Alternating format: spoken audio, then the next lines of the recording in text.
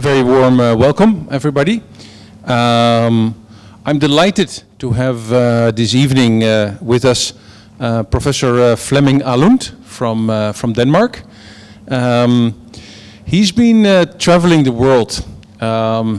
He came to Afghanistan before the Russian invasions, and we're talking about 1979, so most of you were not on the planet yet. It was the start of his career. He's been working with many organizations, with ICOMOS, with Unesco. He also did a lot of work in Zanzibar, that is just off the coast in Tanzania. And more recently, he has embarked on a new adventure in Calcutta. There is a place called Serampore. It's just outside of Calcutta. Arthur Duff, our professor at the Faculty of Design, has actually visited the place, and I'm sure some of you know it.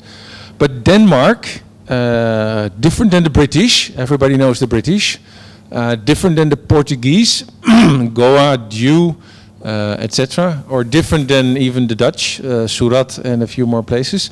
The Danish also had trading posts in India. Without further delay, I'm going to hand over the microphone to the speaker of the evening.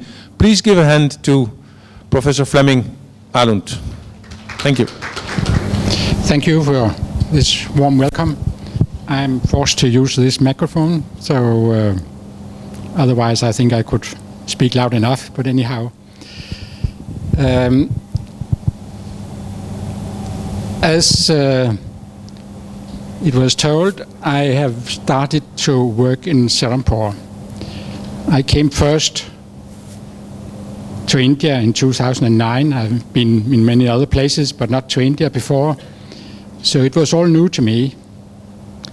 And I was there to try to identify what was left from the Danes when they had a trading post from 1755 to 1845 on the Hooghly outside Calcutta. So what I met when I arrived was this kind of building is dangerous, not for use by order of something. I don't know, PW, condemned order of PWD. So I had to find out what is PWD. I didn't know, but I have come to know. Public Works Department. The engineers are not specifically keen on heritage. They just think that these old shit or these ruined buildings are dangerous, so you should leave them until you can do something else. But this was not our purpose by coming. I had to try to find out what was left. I was together with a historian, and we spent about a month walking around trying to find out what was left there. And, well, I think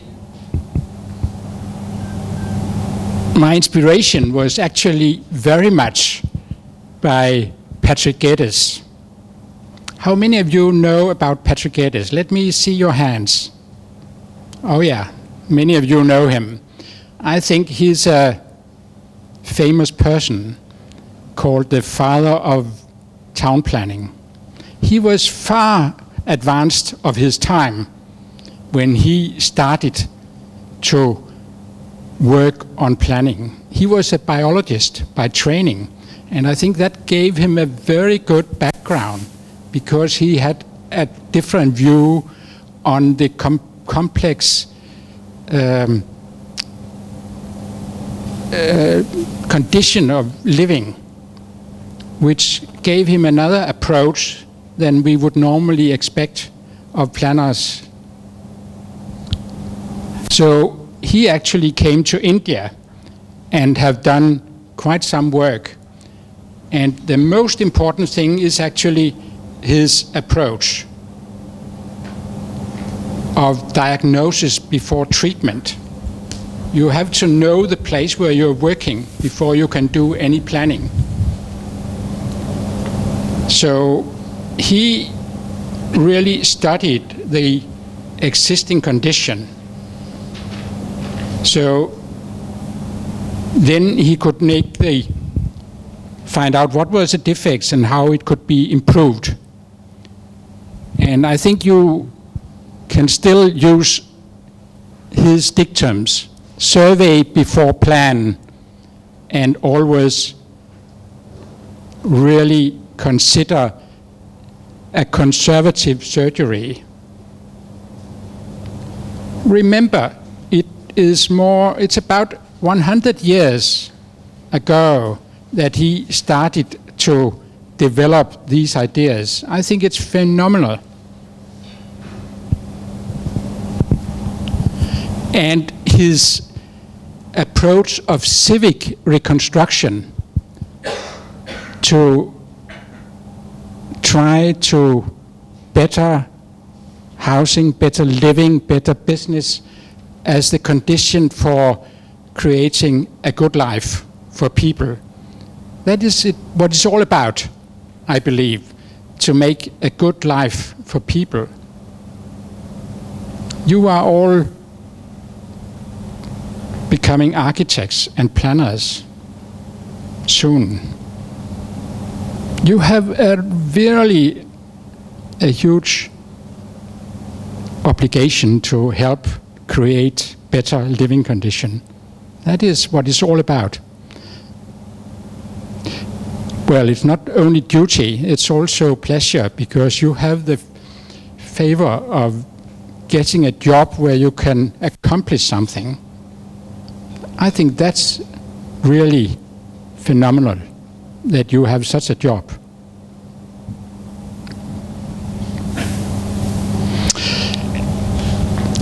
It was all strange to me to come to Serampore. This young group of boys at the Holy, all colored. I started to feel that my own son is about the same age. They are in an environment, they don't know anything about history. They don't know the condition in which they are living, really. But they have a lot of aspirations for the future. And you should help them to create a better living.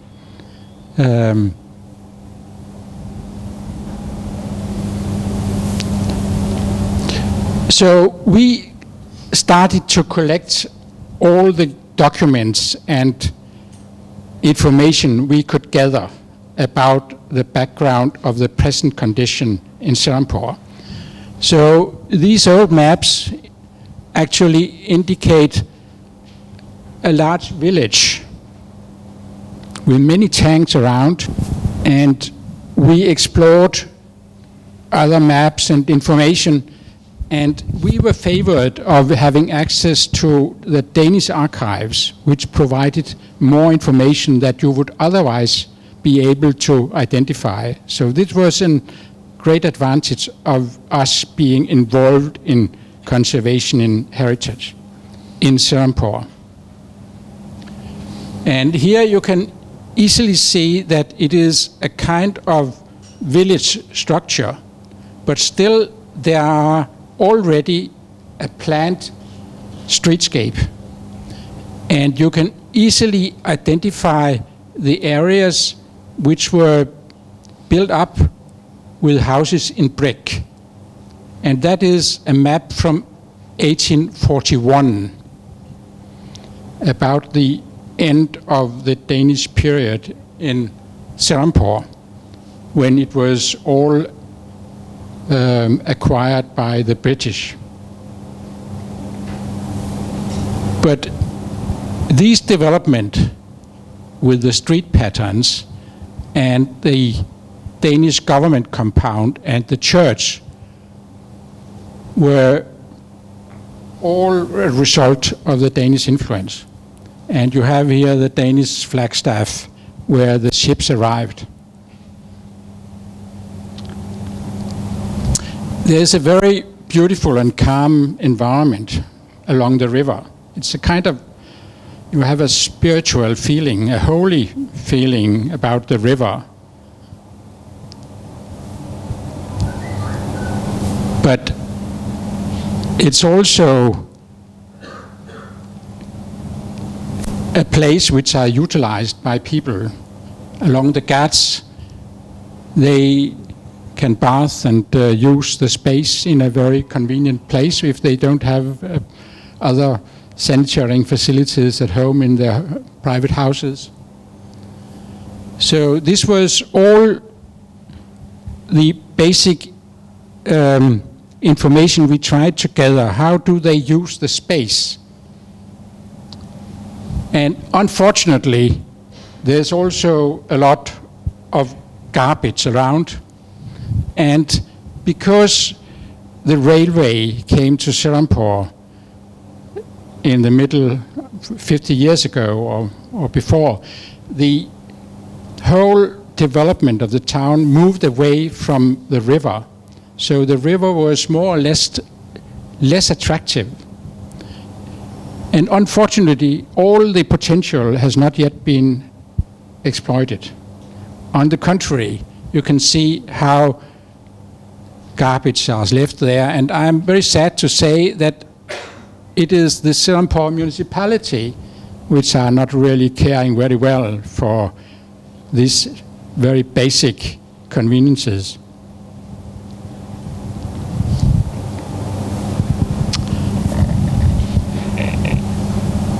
This is part of the industrial period in town. We should also look at that part of the history, but we had to make our priorities because from our side, we have provided some private funds from Denmark and from the Ministry of Culture to go into the restoration of the Danish Indo shared history. So we cannot solve every problem, but we try to get into as many as we can and influence the opinion locally.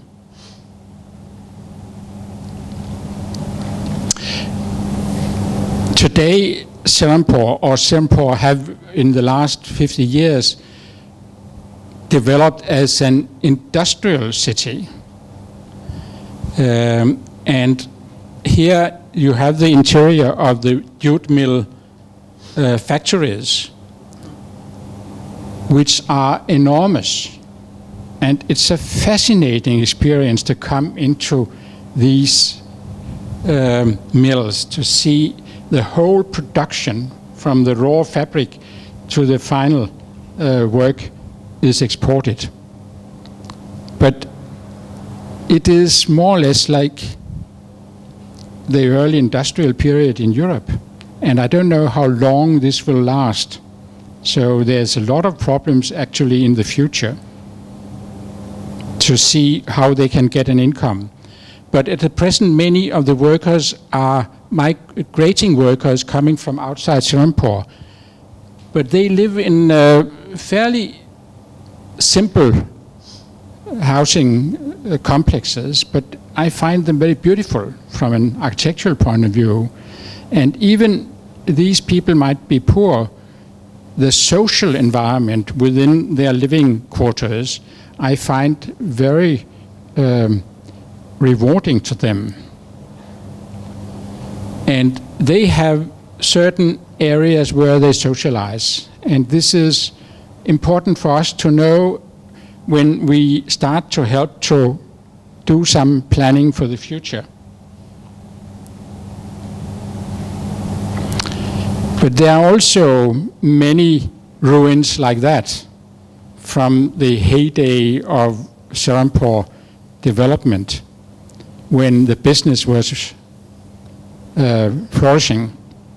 But after independence, many of these private properties were halfly nationalized, or the owners were taking land away from their property, and they couldn't afford to actually continue the life as before. So many people moved out, and their property just is left to ruin. And we can, of course, not deal with all these very precious buildings. They are beyond repair, really. But we can do something to try to document them, to see that this is part of the history. But for me, as a Dane, who are taking one day travel from Europe to India to really go around in Serampore, knowing that the Danes at first arrived by ship, sailing ship, and it took not less than 4 months, probably half a year or more, to sail from Europe down around the Good Hope of Africa and find the way to India and come up the River Hooghly and establish a trading station. It's quite something, isn't it? It's 300 years ago. Just imagine, 100 years ago there were no cars really. Automobiles were not existing 100 years ago. And this is 300 years ago. They were sailing here. I think it's fabulous.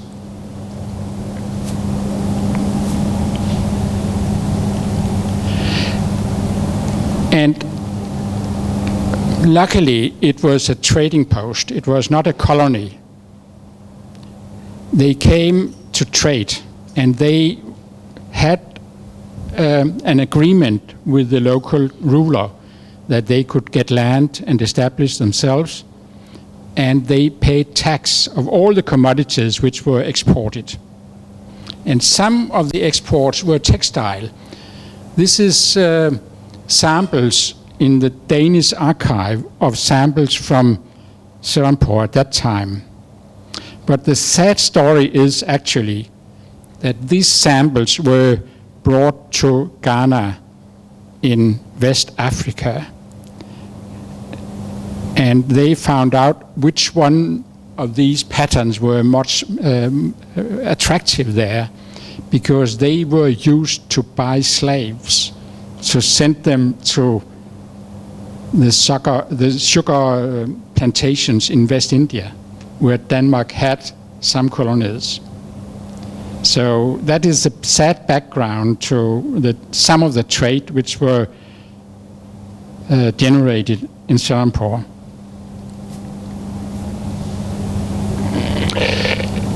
This trade actually created a lot of a fortune to many of the tradesmen in Denmark. This is one of the mansions built by the rich families in Denmark who earned their income from the trade in Serampore. And even in Denmark, heritage can fall into ruin.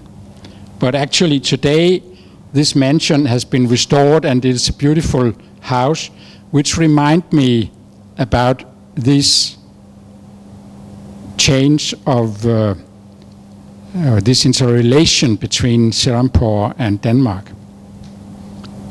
It's now used for different offices, and it is located in a beautiful landscape park where there are sculptures around commemorating the trade overseas. And I have actually made that plan some time long ago when I worked with a landscape planner to illustrate how it was organized. So it was quite an experience for me to come to Serampore actually later on to know that this is a background for this landscape park, which are now outside Copenhagen, and a very attractive space for people from Copenhagen to go out there to enjoy a day's outing.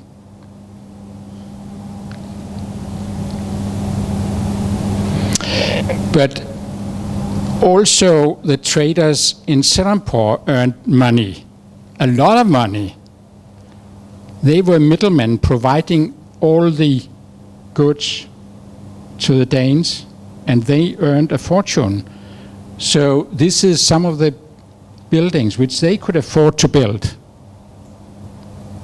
It's the Goswami family, and I have very good relation to one of the Goswami family members who are still owning this building. But unfortunately, they cannot really find a proper use for the building and which can pay for the restoration. So what will happen with this building, which are actually listed as a heritage building in Serampore, we don't know. It is a huge complex, and it has all these fantastic features of the mixture of classical European details and local Hindu architecture. So it's a fantastic place.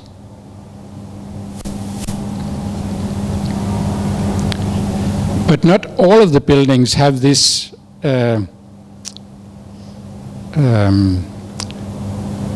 quality which you immediately can recognize. Some of them are more anonymous.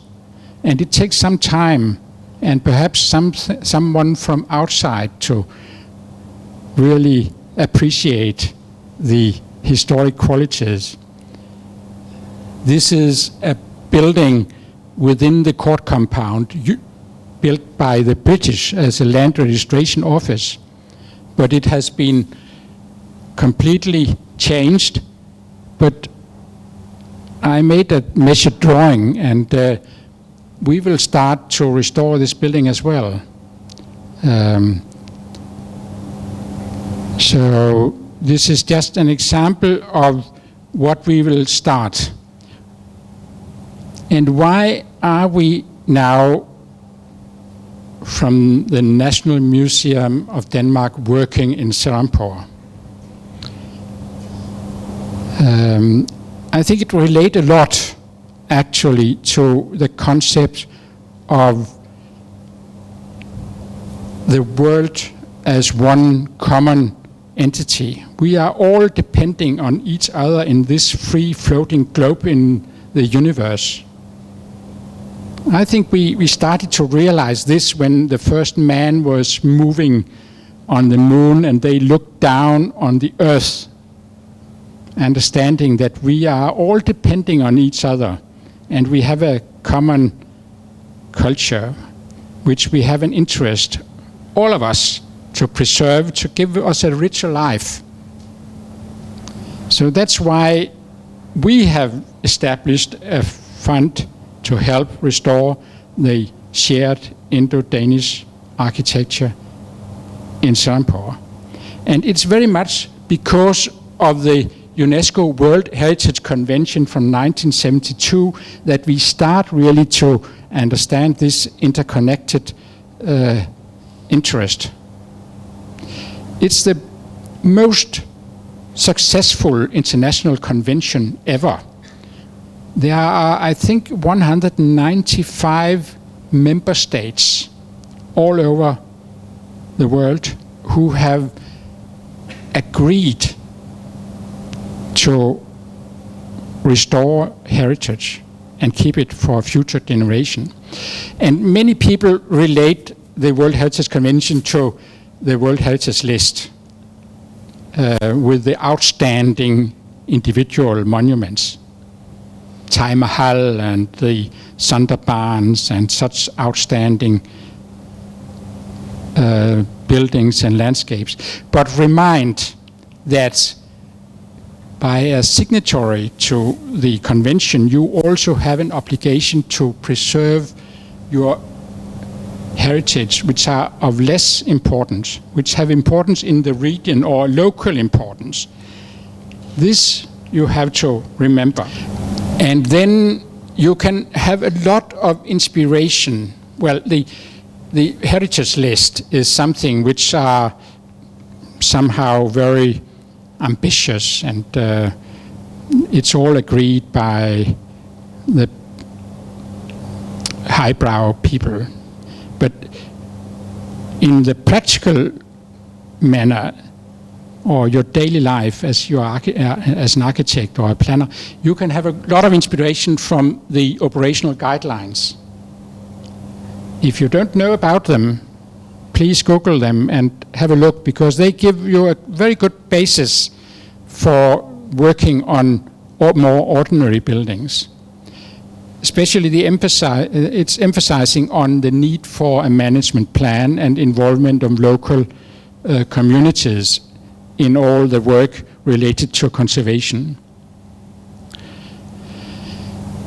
And it is interconnected somehow, these ideas about planning and how to conserve, with the work of ICOMOS, International Committee, the Council of Monuments and Sites, and the local national committees, in this case the Australian ICOMOS, they have formalized their own recommendations, which I think you can learn a lot from the Borough Charter.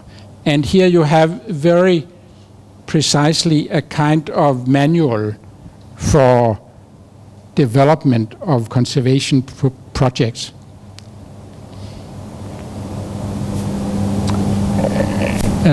I shall not go into detail with this, because you can work on that on your own.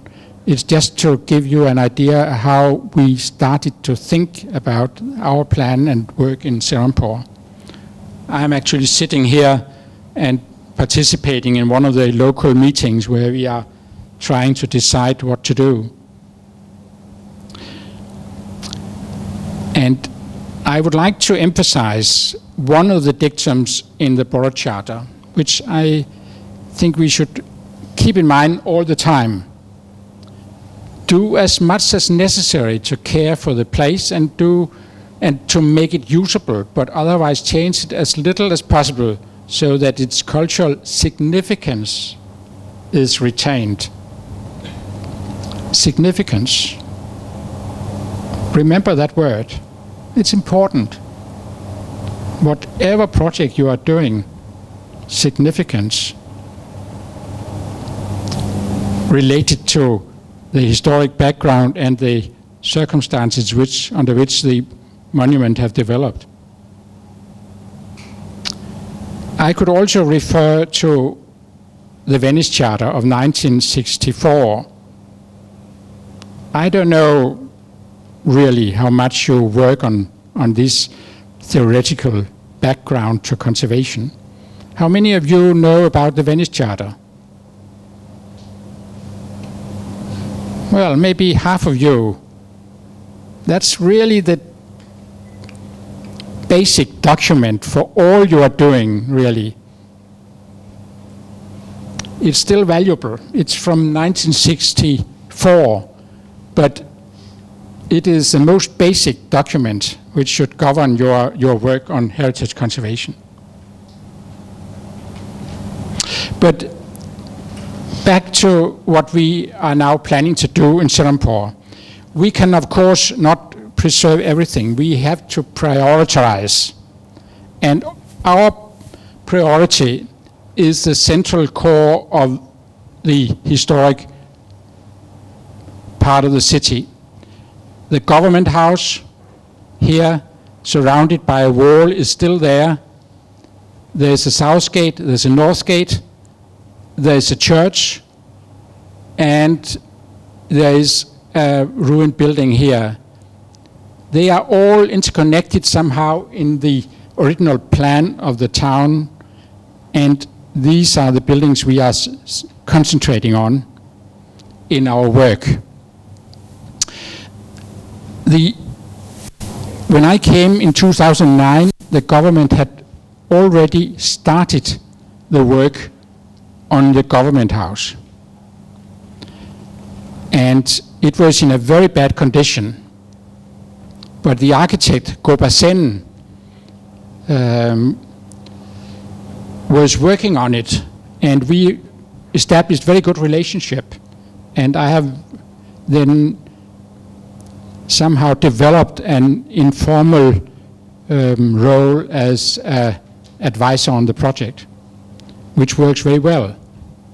I have access to information from Danish archives, and I have perhaps another background for evaluating the project. So we have very good constructive discussion about the development of the project. And this is the condition when it was started in 2009, and now it started to get better, slowly. And I made some drawings of the main facade and the rear facade. They are very different because this facade was added by the British. Later on, the building has actually been in continuous use as a courthouse since it was taken over by the British. So the continuity until it eventually was a ruin is also very important. So now the south facade looks like this, and we have established the original colors from the Danish period. And this is the main facade. We are still waiting for the third phase to be realized. And it's a nightmare at the moment because the Heritage Commission, which we worked with, and we had a memorandum of understanding, is not functioning very well at the moment. So all the responsibilities have been taken over by, who do you think? Public Works Department. And they have just rejected the offer of 3 pre-qualified contractors for the third phase. One among them was the contractor who had done the 2 first phases. And now we have written to I don't know who to try to explain how important it is that we have continuity in the work. I really cross my fingers that we succeed to have the same contractor working again to finalize the work. He has done a lot of work. You know, inside there were reinforced concrete, and the main room was divided in I don't know how many compartments, which has to be demolished before we could re-establish the space, original space in the building, mark and try to rescue as much as possible of all the woodwork.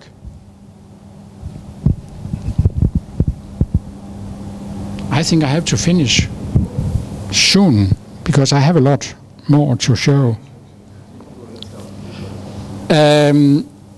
So you have a feeling of how the space can develop when we finalize. And we want to make a museum in part of the building because we need to have a use which are sustainable and can help to finance a maintenance in the future. So this is a plan, a museum, office of the local information and cultural office, reading rooms, and some conference hall. So we have helped to establish a use which we hope can be sustainable. And we will help to set up the museum if Public Works Department complete the restoration. The south gate looked as that when I came. It was hidden behind a store building. and it was a public toilet. No one knew anything about that building. We made some, or I made some drawings to show how it is and how it was, to try to convince the district magistrate and the SDO about the need for restoring the building and demolishing the storeroom. And we made some details and proposals to convince people that this is important. And the devil is in the detail. Please look at this small detail here. Otherwise, water will be running down the facade, and there will be growth of lichens and mush and treatment of the facade. So there are a lot of small details which also need to be considered. And it looked very bad. So I am very happy that the DM actually came down from Sinsura to Serampore and looked around and decided, we do it. And we have done it. Thanks to Pablo. He is a very competent mason, and his apprentices. He is a marvelous man, and this gives me pleasure when you have a lot of difficulties otherwise, to meet him on the site and discuss with him, how are we doing this? And now the building looks like this. We are almost finished, but the floor level is 0.5 meter lower than the ground. So we have a long way to go to get the money to have that lowered as well. So we are not at the end. But here is the contractor, proud of the work he has done, and we are very pleased. This is a compound, the southern gateway here. We will have a new public space here between the government house and southern gateway. Now we start the main gate. It is like that at the moment. It looked like that from the British period, where we have some, and I have made a proposal for a restoration which may come out like this. But first we have to get the Public Works Department to remove these old sheds and derelict cars to create an intermediate access into the courtyard, or compound, because otherwise we cannot restore the main gate. This is the issue we are struggling on at the moment. But we have started to peel off the plaster, because then people can see that some work is going on, and we have some pressure that now we need action. So the guardhouse is here, and the all the masonry is exposed, so we can see the changes which have taken place over time. And we are working on the church, which were a very prestigious building by the governor at that time, Ole B. He was Norwegian actually, and he called it St. Olav, because the saint in Norway, Olav, was the same of his first name. So I think he thought it was appropriate to give it that name. It was in a very bad condition. It has been used by the Serampore College, where they have a theological school, but it has to be left closed because the roof were dangerous. It was started to collapse. But we have renewed the roof completely. We have taken a lot of samples of the different layers of lime, and we have taken down all the cement plaster which were applied sometimes in the 1990s. And all the details have to be redone. We are using traditional methods for preparing the roof, and you can see how dedicated the various craftsmen are working on so many of details which need to a lot of consideration. And we have tried to establish again the original colors based on our analysis.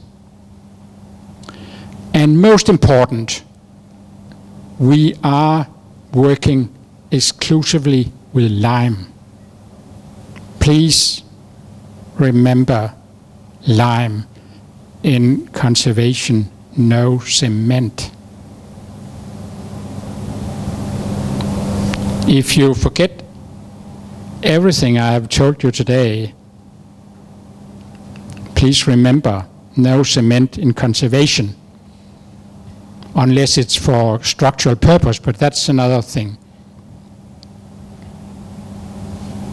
So this is the process. We are almost through. There is rededication of the church the 16th of April. So the contractor is very busy at the moment. And here he is, Ashish in the middle. And of course, I cannot do the work. The work has been conducted by Manish Chakraborty, the architect, and the foreman on the site. And you can see Ashish is quite confident in the work he is doing, and he is proud. And that is really, again, what gives me satisfaction, that they feel involved in the work they are doing. Now, we have just started this work. That's quite ambitious. If it was not because this building is located exactly where it is, I think we should not start on that, because it's almost beyond repair. But because it has this important location, we do start, and we have started. I made the original conservation brief to start the process and convince everyone that we should do it. I did a reconstruction of this pepper pot staircase because I looked at this old drawing, which I trusted. But there were also other proposals. So this is the plan. Now, when we have started to clear the building and remove all the debris, we have started archaeological excavation, and we have found the location of the original staircase, which is in another location, actually, than we thought. So we are in the process of developing the design. The police quarter is still there in part of the courtyard, and maybe they will remain there. This has to be shown. So now the scaffolding is up and we are in full swing. When I came in 2009, this building was still there. It is now gone, and all over they accept 5 stories without any consideration on the specific location of the building. And you know, this is, I think, the great power of the speculation in land value and real estate. We are up against really a strong force. Buildings are being demolished. During the 5 years I've been here, it goes so quick that I wonder if we will really succeed to get the general feeling of a historic town conserved. There are such fantastic buildings which look doesn't look of much when you see it from the streetscape, but you have these interiors, which are, again, one of the rich families who got influential because of the trade with the Danes. So we have asked, well, just this to show the tanks are also disappearing. There are provision in the law to make zoning plans, but it has never been used in practical terms. They have a draft development plan which actually is very idealistic and outlines some of the priorities: green space, conservation, improvement of riverbank, but it is just made of a consultant who have disappeared again, and this plan is on the shelf. So it has no real impact on the development. But we have a lot of inspiration from the UNESCO recommendation on the historic urban landscape. You can study that. Google UNESCO World Heritage Center, find this recommendation. And actually there's also a good number of practical examples where you can gain a lot of information. A lot of words are also put in these recommendations. I shouldn't bother you with this at this moment when we are getting late. But we have started with the local school of engineering to prepare a conservation and development plan of the central part of the town, identifying the most important historic buildings and the tanks which are still there. We have emphasized on the various building complexes, and on basis of that we are proposing a zoning plan with restrictions to development, and we are proposing special areas where there is a need for special planning initiatives. We have just prepared it, it's not presented yet, and now there's a general election for the local government in West Bengal, so at this time there will be absolutely no use of presenting it. We have to wait a little and then see if we can have some support. I don't know if we will succeed. There's a strong interest locally in the municipality to maintain 5-story buildings, approval all over.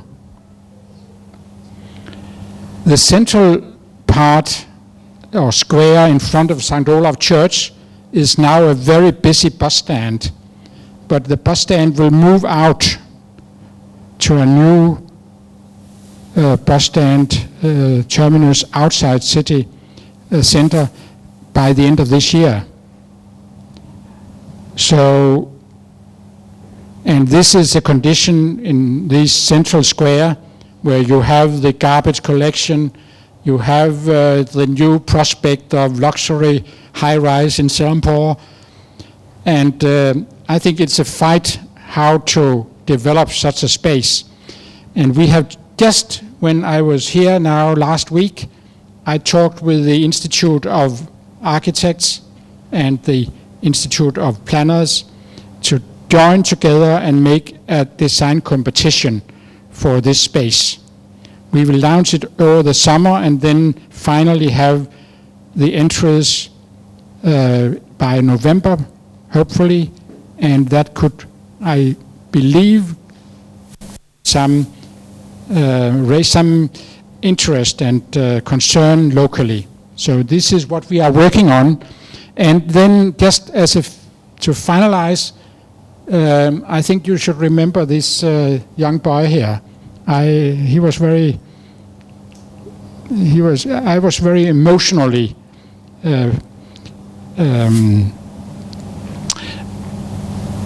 what can I call it? He had a lot of impact on my feelings, really.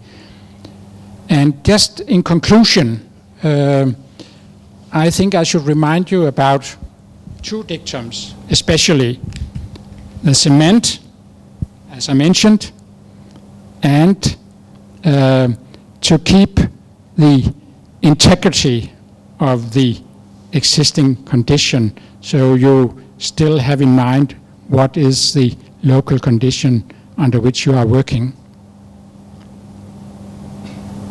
So this is my last word. Some of you I will see tomorrow, and we can discuss some of the issues I have raised today. I don't know how many of you will be at the workshop which we have tomorrow afternoon.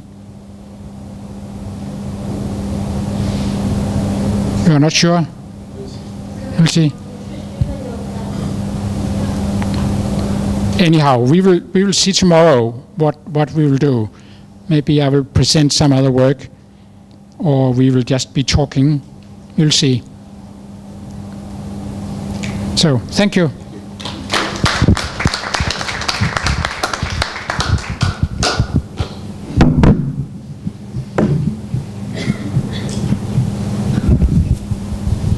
I hope you will take some questions. Yes. Very good. I have a few questions, but I start with the audience. It's more important. Let's start with the students. No.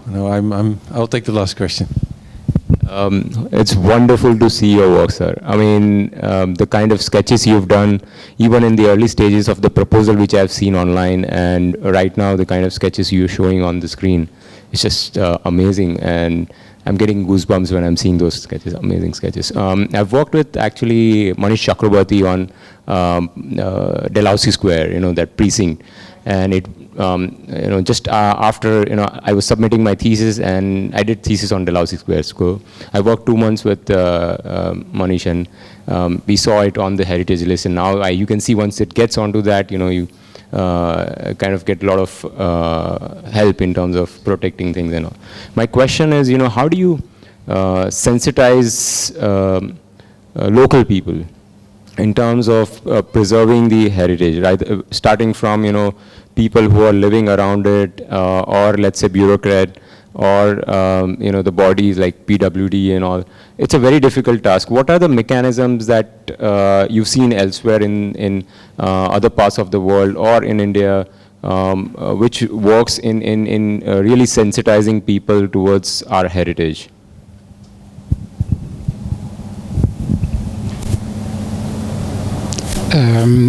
Of course, I was very ambitious from the beginning that we should have all the stakeholders together and discuss and decide in somehow mutual understanding of what we are doing. But of course, I have to adjust to local condition. And I think the Indian bureaucracy is quite heavy, which I have to realize. So we are working on, I think, different levels.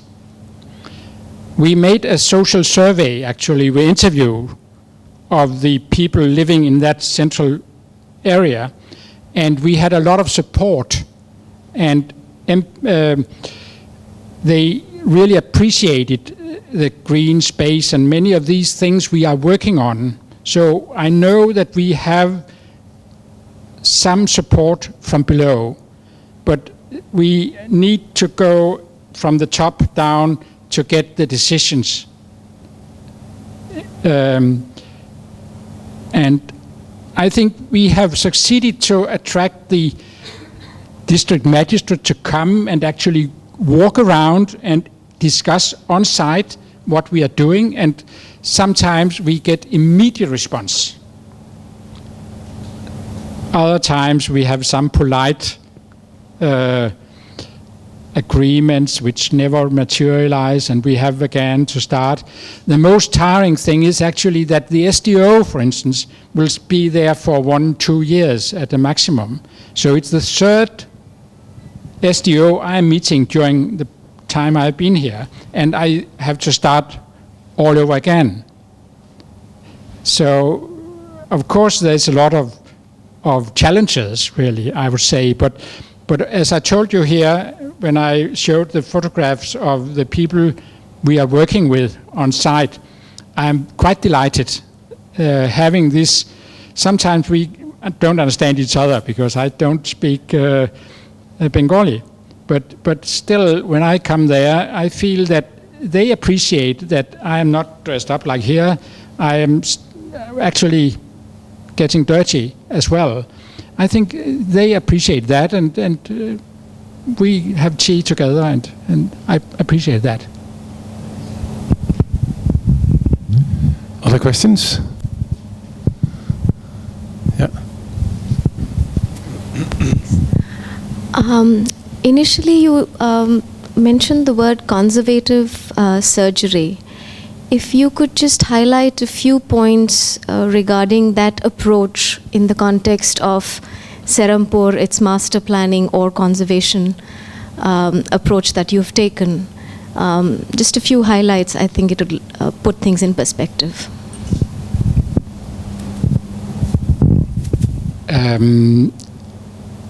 I had a comment about this South Gate.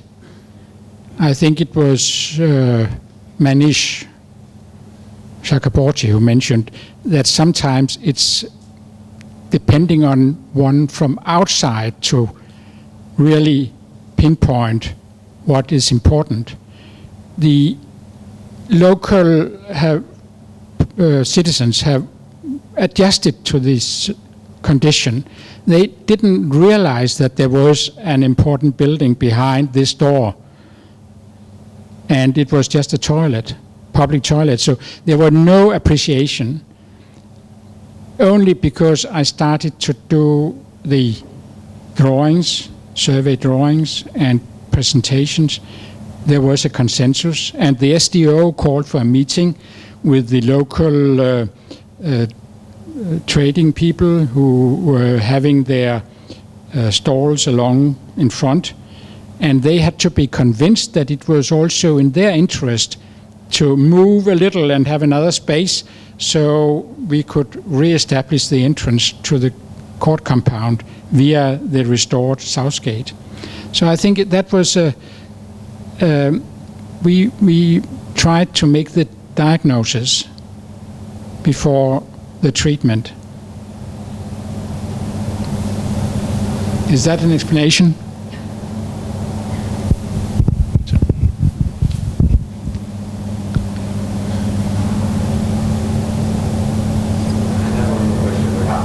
Yeah, I wrote down my questions actually.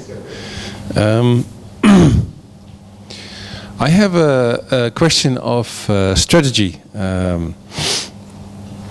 If you look, Flemming, at convincing people, sometimes you say we remove the plaster because then they can see something is happening, and action, and that moment of action is important to get things going.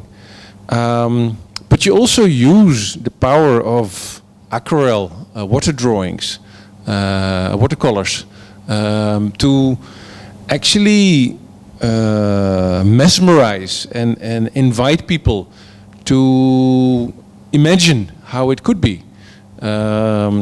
Could you say something about, because you've worked in so many countries, in so many places, how you, from a strategical point of view, being an architect, use these powers that a designer has?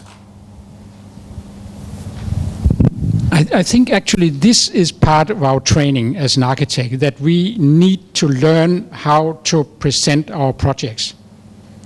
In that respect, we need to convince people, and that we can.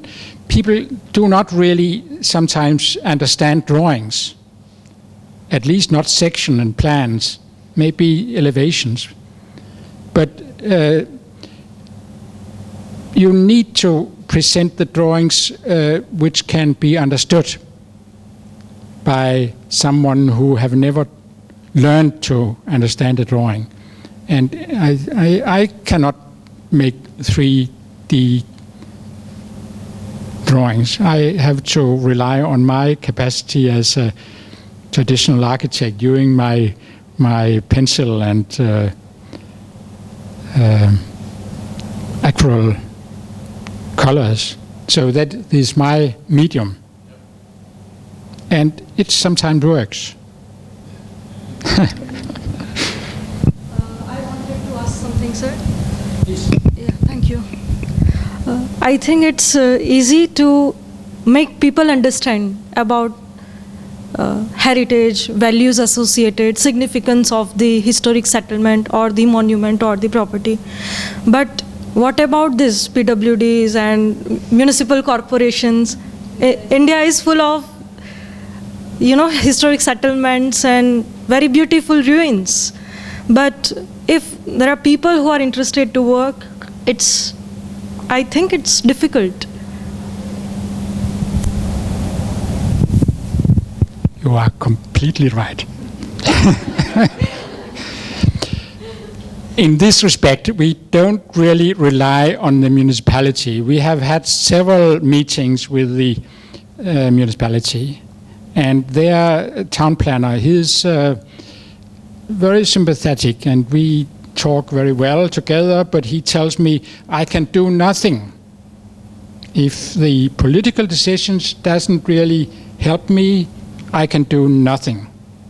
So it's a political issue, and the chairman of the municipality, he has absolutely no concern. He is a very pragmatic man, and I think he understands who really decides, and that's the interest of the money. So if we shall succeed with our conservation and development plan, we need to go from upside down. And we have had fairly good meetings with the principal secretary of tourism department, and they have some money, so they may help us, and they have some interest to generate tourism along the Hooghly, because there are not only the Danes, there are also the French, there's the Dutch, there's the Portuguese.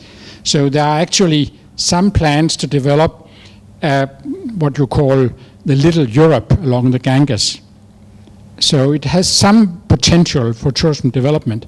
So maybe at that level we can somehow have decisions taken which may be compelling to the municipality, the district magistrate, and eventually the Public Works Department.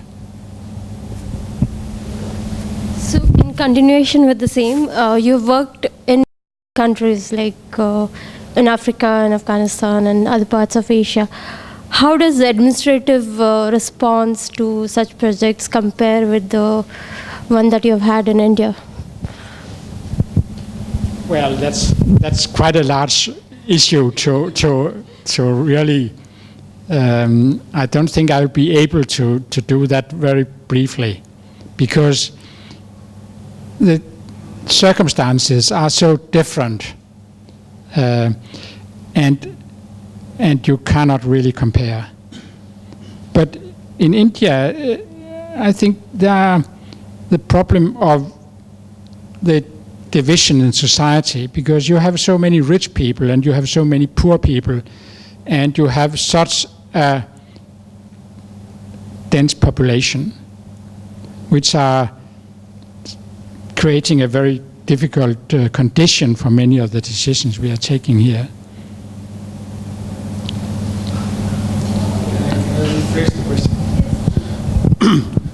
What would be the country that you've worked in which were the most willing, proactive, let's say from a government perspective, to collaborate on your mission? I would rather say the worst, because I have very, very, very, very bad experience in Eritrea, which are a dictatorship, and it's a very enclosed country, which was separating after long, long struggle from Ethiopia. and I was there doing a plan for an archaeological site, very beautiful located. But because there are absolutely no democracy, it's impossible to work under such condition. I think India is a democracy, and you have an influence from ordinary people. It might be difficult, but still there is a freedom of people to express their opinions. So in this respect, I hope that the design competition we are planning may help to show people that we can do something which are in the local interest. And if that succeeds, then the municipality chairman may even agree on that.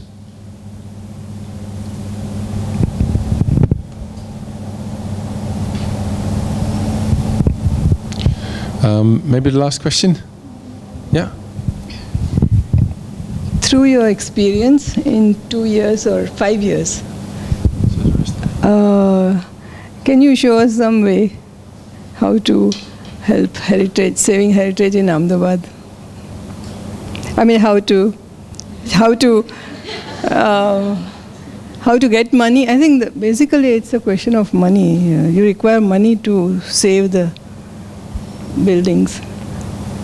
So, where does money come from? Okay. Take over and ask the last. But again, in Ahmedabad, there are so many rich people.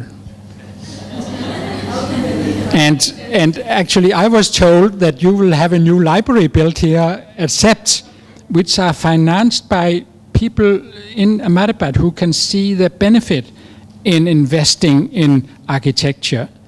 So I think it might be a matter of convincing about the importance of doing so.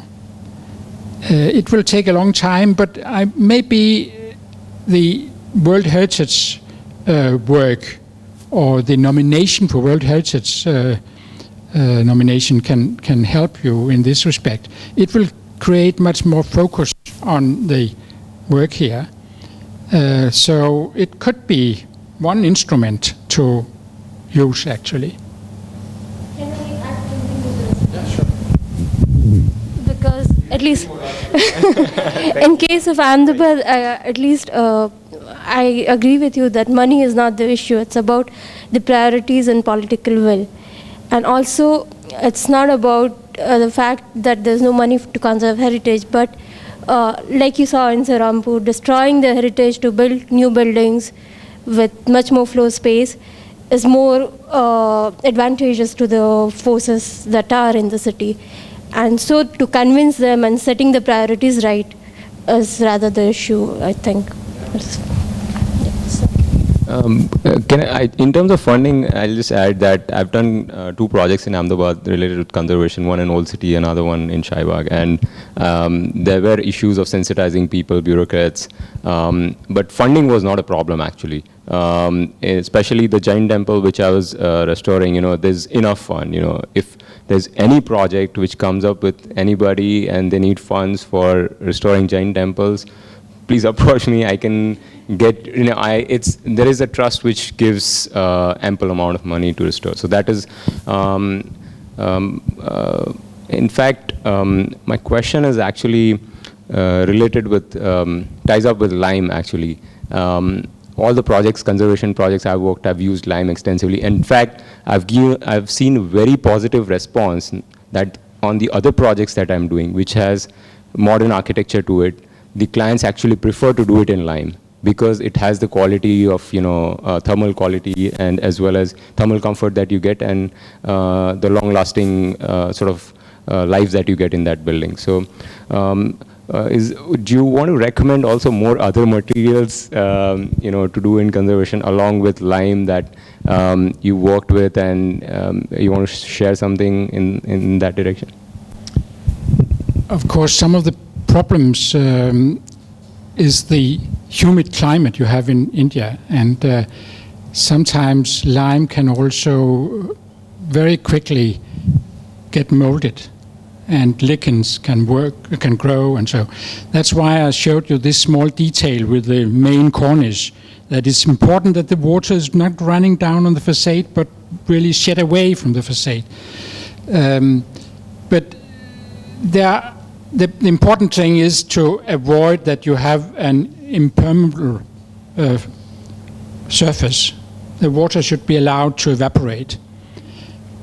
If you are not using lime for lime washing, then silicate paint can be an alternative for the painting of the facades. This is what I recommend in Denmark, at least. It's not so beautiful because it doesn't have the same quality, but still it might be a useful surface treatment, which may also work very well in India, but I don't think it's available really. There was some companies, but I've tried to find them. I didn't manage. Not silicon, silicate, which are open to evaporation.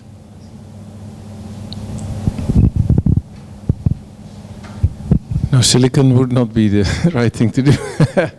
Yeah. We've used in our projects in Afghanistan, when you deal with high humidity, grinded ash that you mix in a lime mortar. It has the ability to absorb high humidity and then to expose it. Yeah. So anyway, I think I had one more question. If you look at,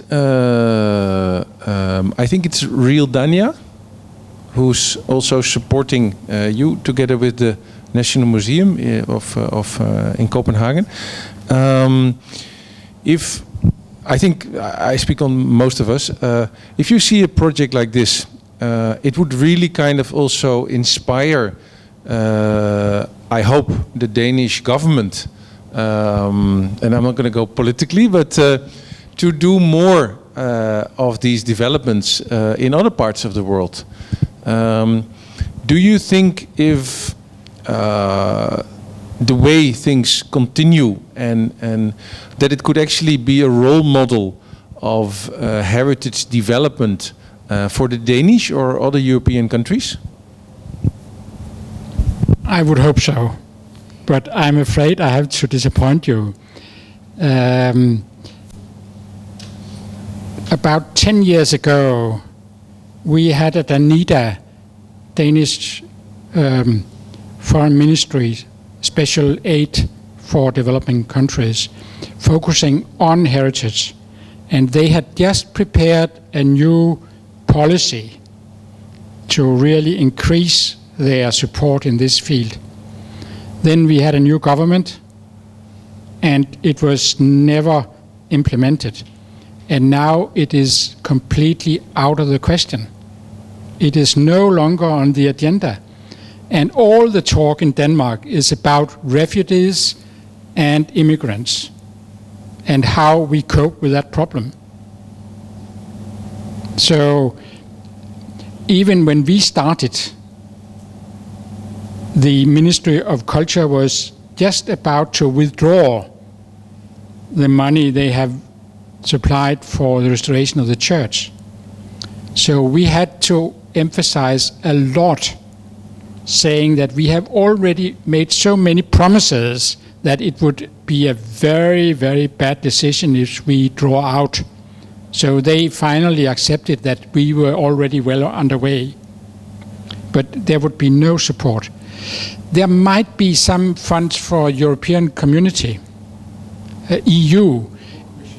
If we could find out with the Hookley that the French and the Dutch and the Danes and perhaps the British could go together, we could perhaps attract some funding. So we might work on that. And UNESCO had actually arranged a conference in October last year on this issue.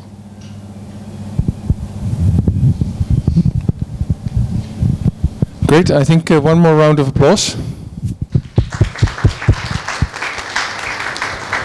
And thank you very much. And we will continue the conversations. Thank you.